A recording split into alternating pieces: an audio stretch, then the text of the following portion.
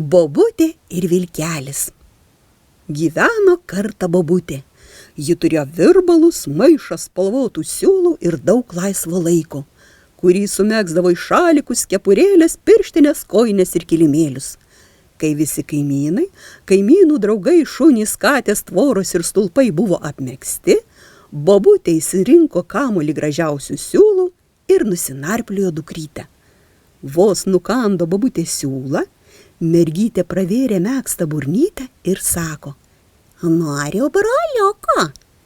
Nunarpliojo bobutė berniuką, įtaisė abiem akytes ir išleido į lauką.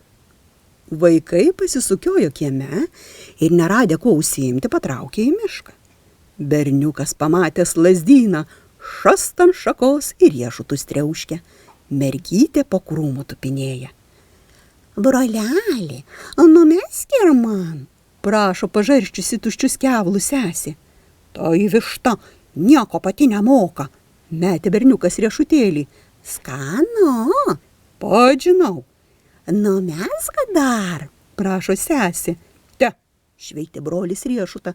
"Dar," kaulė suvalgiusi mergytę. "Šia." "Dar." "Na ir įkyri tu," treptelėjo netekęs kantrybės brolis. Lazdyno šaka susvyravo, riešutėlis cakt ir išmušė sesytę į akį. "Ak," suaimanavo mergytė, "kaip aš dabar gyvensiu su skirtingom akytėm."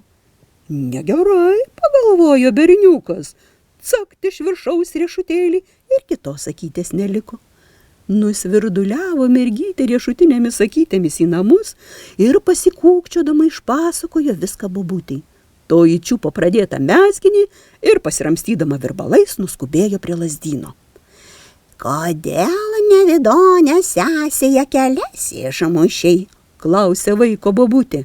"Ne aš, lazdynas dėl visko kaltas," ėmė gintis berniukas. "Pradėjo šakom mojuot, manęs paties vos neužmušė." "Kodėl lazdyne vaiko vos neužmušiai?" "Todėl, kad ožka man visas šakas apgraužė," sugirgždėjo lazdynas. "Kam ožka lazdyną apgraužė?" "Nesibadyk čia savo virbalais, bobule, aš ir pati galiu tau kaip reikiant bakstelėti," sumekeno ožka. "O lazdyną apgraužiau, nes negaliu arčiau miško eiti, vilko bijau."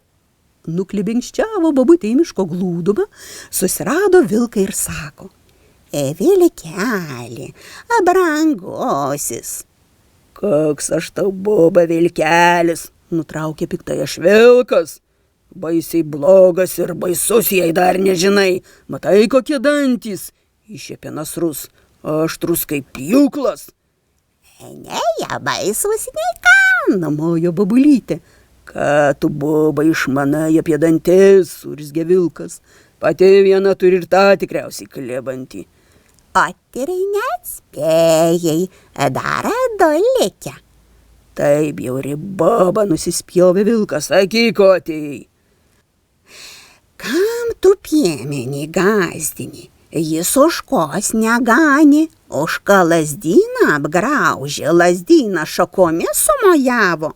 Mano vaikelis vos neiškrito sesytei, abi akis iškūlė." "Ir kas tau, boba, čia nepatinka? Viskas teisinga, taip ir turi būti." "Neturi," pagrumojo virbalais bobutė. "Turi." "Neturi." "Turi." "Neturi."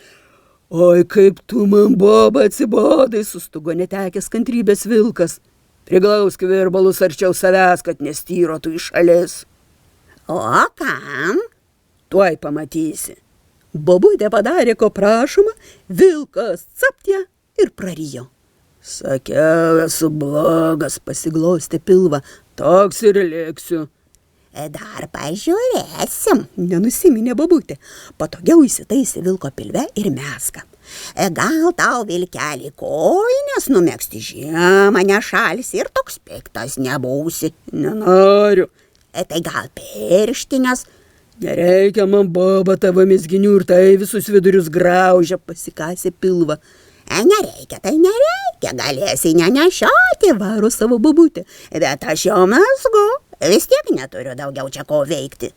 Ir kuo greičiau jį narplioja, tuo stipriau vilkas pilvą kasosi. Beik, pama kvailioti, prašo nejokais įsigandęs. Negaliu, vilkelį, tik kauną numesgiau, daugiau nei pusė liko. O vilkas jau vos tveria, šokinėja nuo kojos ant kojos ir pilvo nagais gremžia. Ai, baba, nebeištversiu. Nieko, mesga kaip užsukta babulė. Užtat žiemą bus šilta. Jau abi su kojinė nebeišsitenka vilko pilve, bet babutė nesustoja ir kojinė ima kilti vilko kaklo aukštyn. Kilo, kol pro gerklę išlindo. Kas čia dabar? Spjaudosi vilkas, pilna burna, pūkų. Čia tavo vilnonė kojinė, Nukando siūlo bobulė. tuoj pradėsim antrą. Vilkas įsikibo išlindusi kojinės galą, bobutė tvirtai suėmė savą ir nesiruošė nusileisti. Paleisk, byra vilkui ašaros, taip graužia ta bjaurastis. Ką nori padarysiu, tik paleisk. Būtų gerai, kad nuo šiol blogas nebūtum. Gerai. Pažadi? Pažadu. Tada trauk. Priglaudė virbalus arčiau savęs bobutė ir vilkas vienu truktelimu ištraukė visą kojinę su įsikibusia jos galą bobule. Pasipurtė, nusispjovė ir kiek kojas neša pasileido tolyn. Žiūrėk man, Pagrumojo pavimui bobutė. užsuksiu patikrinti. Tuomet pasibruko po pažastimi kojinę ir pasiramstydama virbalais nuklibinkščiavo namo.